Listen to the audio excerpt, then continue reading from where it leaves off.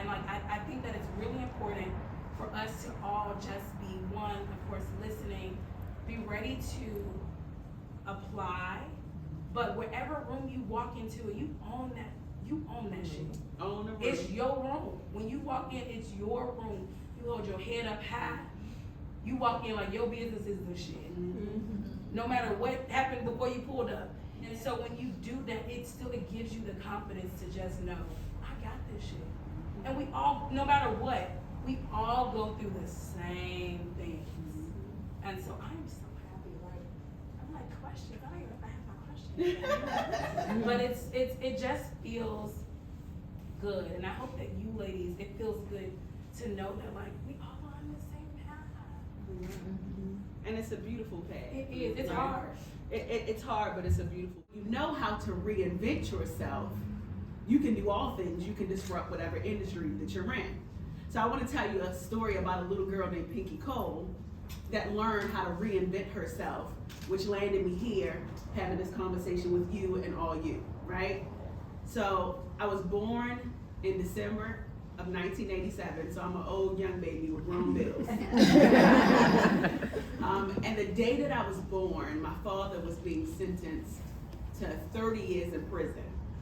He ended up doing 20 years in prison, but I came into freedom while he was losing his.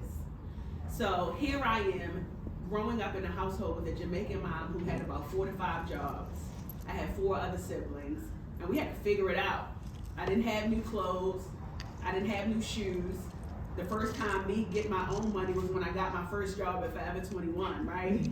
But I knew that I had the hustle mentality in me because my father knew how to reinvent himself. So I became a party promoter. So I used to throw parties, and I can remember counting money, $4,000 every single week with my mother, who at the time was working at the bank and part-time working at McDonald's. She ain't never seen that kind of money before, right? So I'm counting money with my mother, thinking that I had it made, but I'm like, okay, all right, I'm an entrepreneur now, but I gotta do some more. So in high school, I used to sell McChickens. I used to go to McDonald's, buy the McChickens for $1, and I would sell them for $2 in the cafeteria. Then I used to sell candy and frozen cups. I don't know if y'all eat frozen cups. We do. So I used to sell frozen cups and candy, and I literally said, you know what? I'm going to be all the things that people say that I can't be, and I'm going to do it my way, right? I graduated from high school, packed up my car, and I drove 12 hours to Atlanta, Georgia. Don't ask me what I was doing. I just wanted to go to college. I wasn't trying to go to school. I just wanted to be around people, right? But when I got there, I realized that I had the opportunity to, again, reinvent myself. So I became a member of Delta Sigma Theta Sorority Incorporated. I paid my way through school doing hair, right? I was doing braid sew-ins, the natural ones, not the lace fronts, you know what I mean? I was doing hair, I was doing everything. Then I became Miss Clark Atlanta University. And I'm like, okay, I'm not a one-trick pony. I can do all of these things. I'm Jamaican, y'all. I literally did everything, right? I moved to Atlanta, and I became a tour manager for a group called Melage. They had a song called "Cousin Ain't Tricking If You Got It." Anyway, so I was working for them. They had a hit on 106 and Park. I'm like, yes, I made it. Yeah, but then, I didn't make it. But it was a good opportunity for me because it started to teach me about business and relationships and not burning bridges. So every step of my journey, I was able to learn and grow through this reinvention.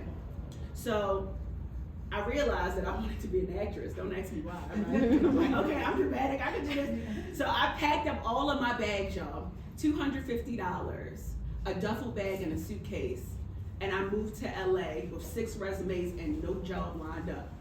Okay?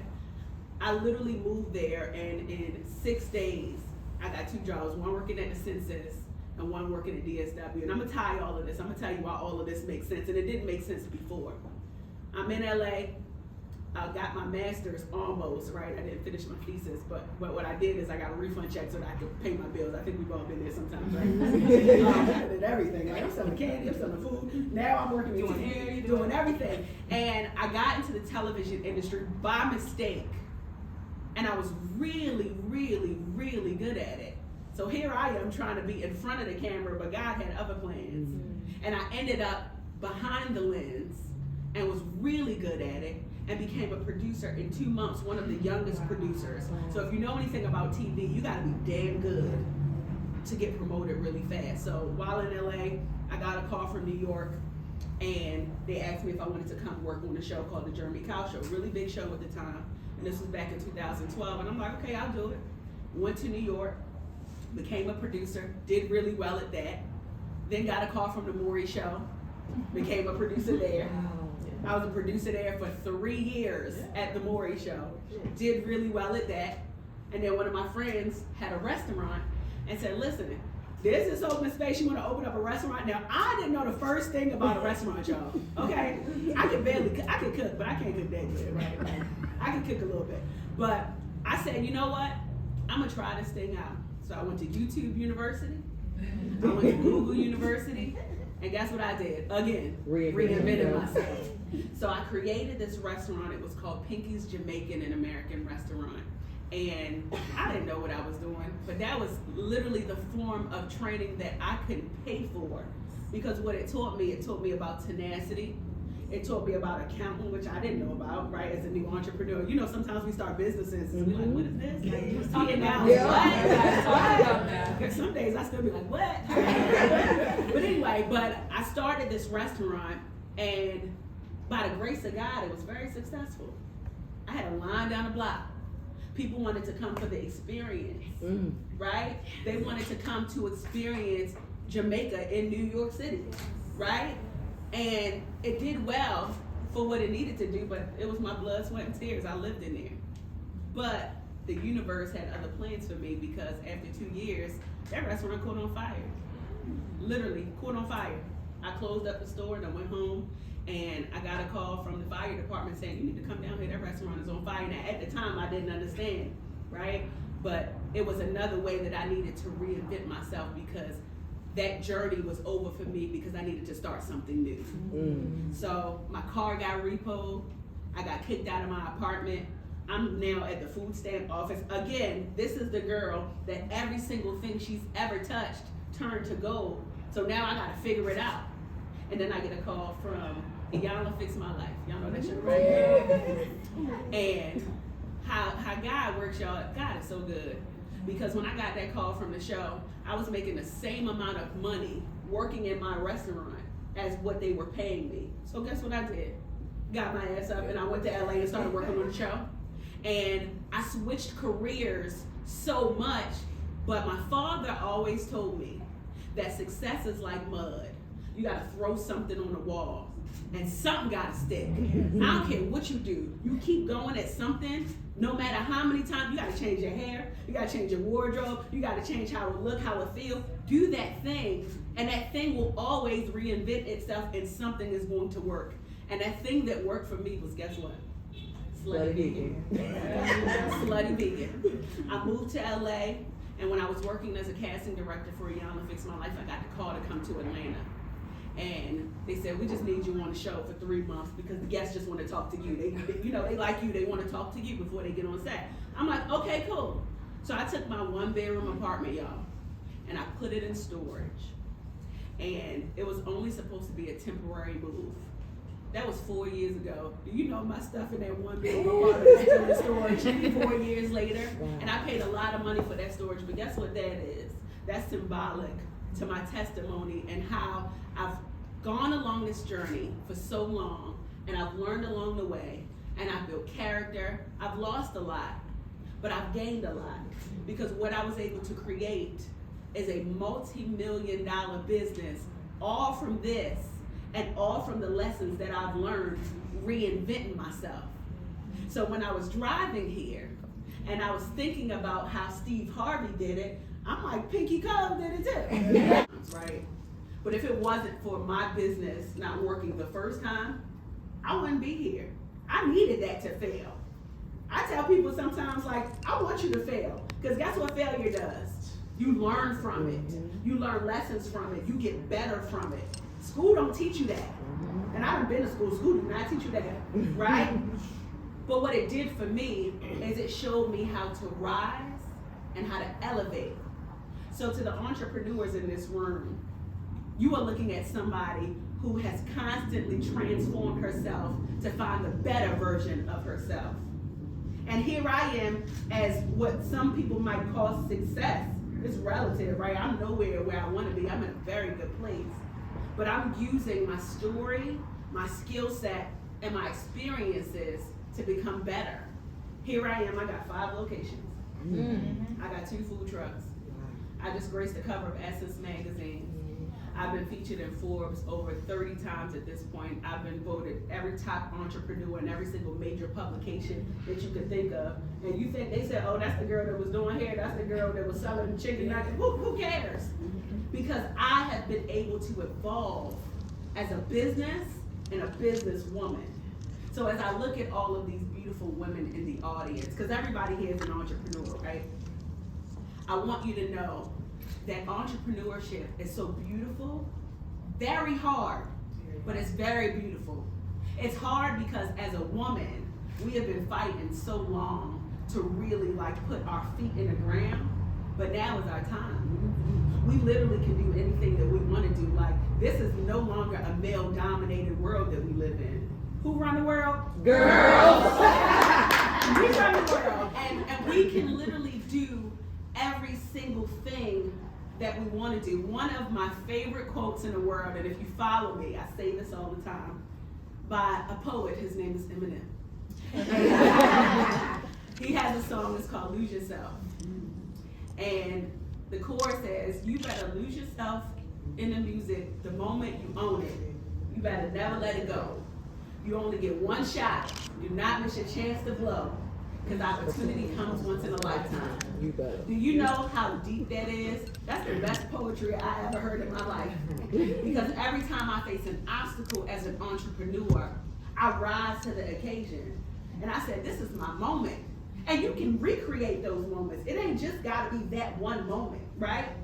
Whatever field that you're in, you can have that moment. But seizing that opportunity is so important. So I'm excited about where I am now in this journey. I'm excited for you all because I don't know what step of the way that you're in your journey, but guess what? Bask in this moment. If you would have told me that I was going to be here 4 years ago, I would have laughed. Not that I didn't believe you, but I would have laughed. I'm like, oh, for real? When? Right? But now that I'm here, it's almost so reassuring that the dreams that that little 7-year-old girl had watching Golden Girls with her grandmother is finally realizing itself. To be able to understand that now I got 2 assistants, I got lawyers, I got accountants, I got people to take care of. I'm responsible for building generational wealth and I'm responsible for people. That is what makes me feel good about being an entrepreneur, not the money, right? Because the money going to come. I'm a magnet to it, and you should think like that too, right? Money is going to come to me. Money chase me. Sometimes I be like, money, slow down. But I know that I attract it because as an entrepreneur, how I move with grace and sophistication and with leadership in mind and authenticity, I always attract the things that I want. So for the entrepreneurs in this room, I know that the theme is unmatched, right? Everything that we do is unmatched. How you show up is unmatched. Your confidence should be unmatched. Somebody asked me the other day, what is your key to success? I said confidence. You know why? Because I'm going to walk in the room with a billionaire and you're going to catch this same energy as if I walk in the room with somebody who don't got no money in the bank. And it's important because people don't buy products, they buy into you. They buy into your story, and I wasn't even they buy into you. They buy into your energy because energy is real. The reason why people want to throw money at me like a stripper is because I believe in myself. I have the unwavering belief in myself that guess what? I'm going to make it whether you give me money or not, whether you support me or not, whether you talk about me or not, I'm going to win regardless because that level of confidence has been embedded in me, no matter if I got money in the bank or not.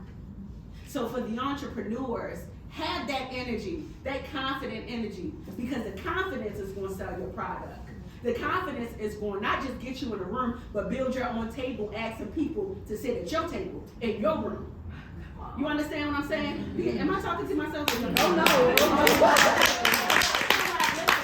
The other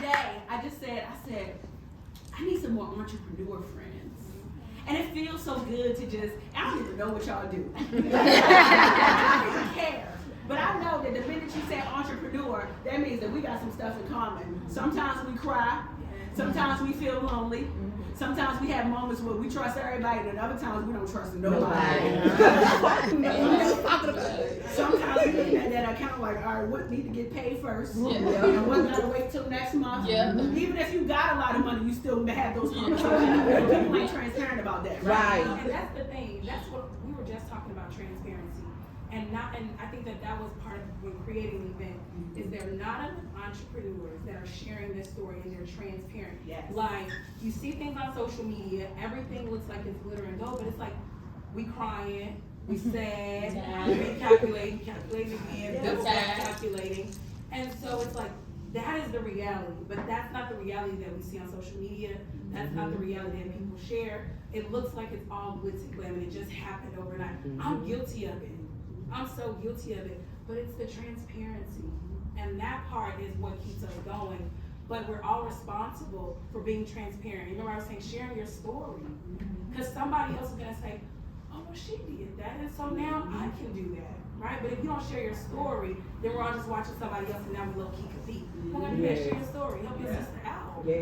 And even outside of just sharing your story, I said 2022 is a year of collaboration. I don't know about you, but if there's an accountant in the room, let's talk. If I want to write a book and somebody is a good writer, okay?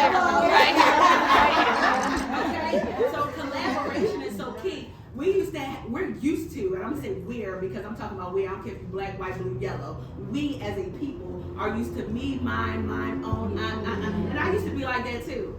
But I realized that you go further together than trying to do everything by yourself.